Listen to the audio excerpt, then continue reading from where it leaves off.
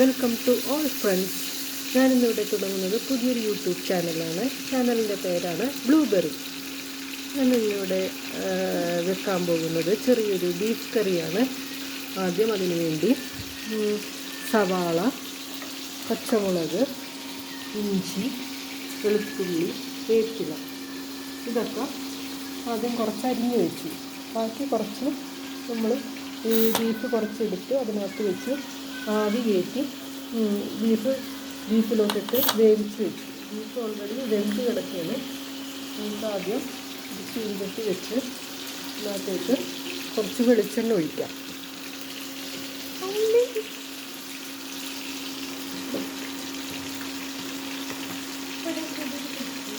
വെളിച്ചെണ്ണ ഒഴിച്ചു എടുക്കട്ടെ. Welcome to new YouTube channel blueberry.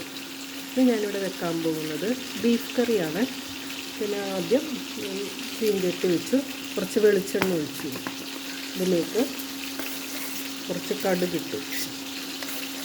കടുക് നമുക്ക് ആവശ്യത്തിന് ഇടാം കേട്ടോ. ഇപ്പോൾ കടുക് കൂടുതൽ വേണമെന്ന് വെച്ചാൽ അങ്ങനെ ഇടാം, കുറച്ച് വേണമെന്ന് വെച്ചാൽ അങ്ങനെയും ഇടാം.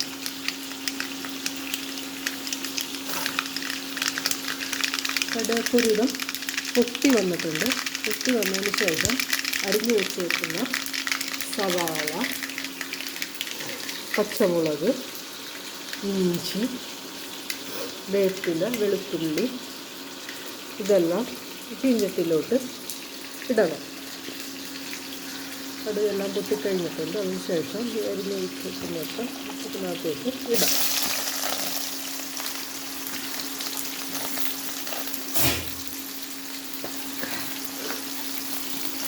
കുറച്ച് കൂടുതൽ സവാളയൊക്കെ ഞാൻ ബീഫ് വേവിക്കുന്നതിനകത്തേക്ക് ഇട്ടിട്ടുണ്ട്.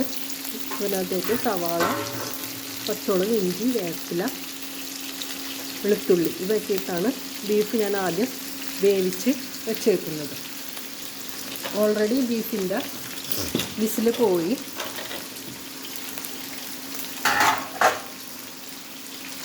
പച്ചക്കായ ഉരുളക്കിഴങ്ങൊക്കെ നന്നായി വെന്ത് കിടക്കുകയാണ് ബീഫ്.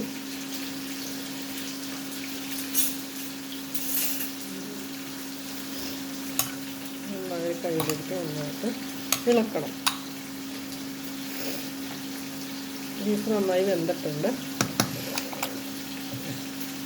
വെള്ളമൊന്നും ഒട്ടും വെച്ചില്ല ബീഫിൽ. ഓൾറെഡി വെള്ളം ബീഫിലേക്ക് വരുമല്ലോ. നമ്മൾ ഈ സവാള നന്നായിട്ട് ഇളക്കുക. പച്ചമുളകും ഇഞ്ചിയെല്ലാം നന്നായിട്ട് വഴറ്റി കൊടുക്കണം. ഒരു ബ്രൗൺ കളർ ആവുന്നത് വരെ നന്നായിട്ട് ഇളക്കുക.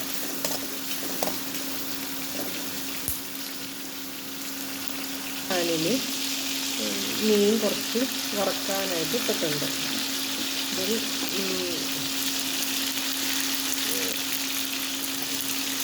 ഇതിൻ്റെ റെസിപ്പി പിന്നെ ഒരിക്കലും യൂട്യൂബ് ചാനലിൽ ഇടോട്ടാ. മുരുകൻ മൊരിഞ്ഞ് വന്നിട്ടുണ്ട്. അപ്പുറത്തട്ടിലാണെങ്കിൽ നമ്മുടെ സവാള നന്നായി വരുന്നുണ്ട്.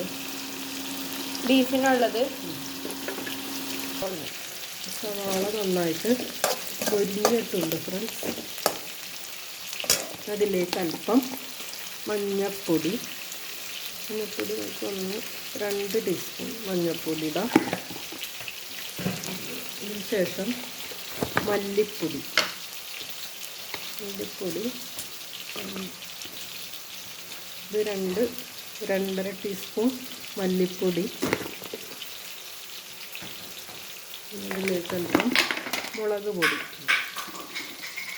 പൊടി ആവശ്യം. ഇപ്പോൾ മുളക് പൊടി കൂടുതൽ വേണമെന്ന് വെച്ചാൽ അങ്ങനെ ഇടാം. കുറച്ച് മുളക് പൊടി അധികം വേണ്ടാത്തവർക്ക് അതനുസരിച്ച് മുളക് പൊടി ഇട്ടാൽ മതി.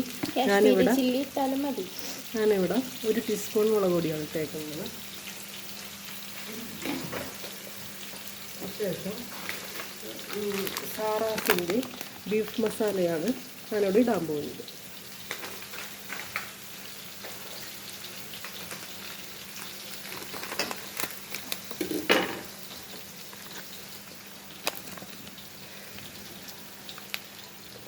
ആവശ്യത്തിന് മീറ്റ് മസാല ഇടാം.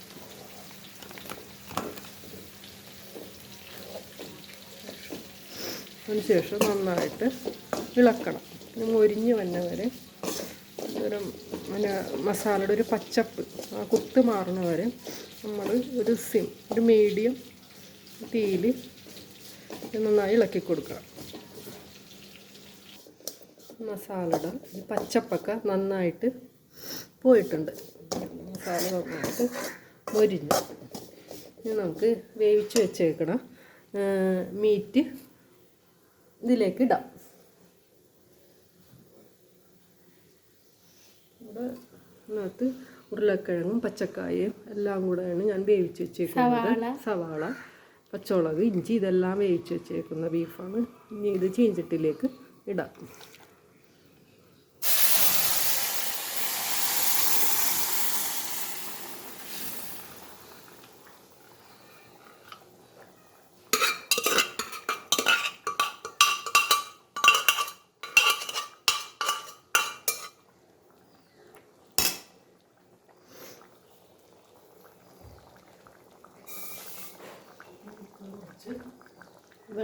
വെള്ളം ആവശ്യത്തിനുണ്ട്, എന്നാലും കുക്കർ കഴുകിയിട്ടുള്ള കുറച്ച് വെള്ളവും കൂടി അതിനകത്തേക്ക് ഒഴിച്ചിട്ടുണ്ട്.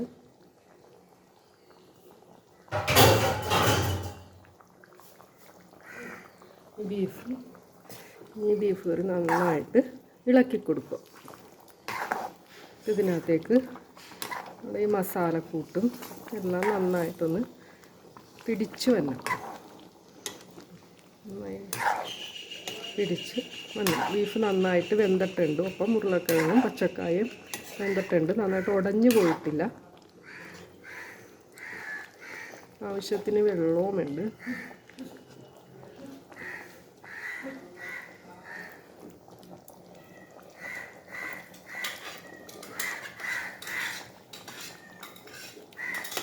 നമ്മുടെ ബീഫ് കറി റെഡി ആയിട്ടുണ്ട്. ഇനി നമുക്ക് ചോറിനൊപ്പം കഴിക്കാം. Okay, thank you.